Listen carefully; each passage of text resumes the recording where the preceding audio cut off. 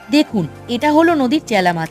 এই মাছের মাথাটা কেটে বাদ দিতে হয়, কারণ মাথাটা খেতে বালি বালি লাগে। এই মাছের একটা দারুণ রেসিপি আজ আমি শেয়ার করব, চলুন দেখে নিই। প্রথমে মাছগুলোতে নুন ও হলুদ মাখিয়ে রেখে দেব।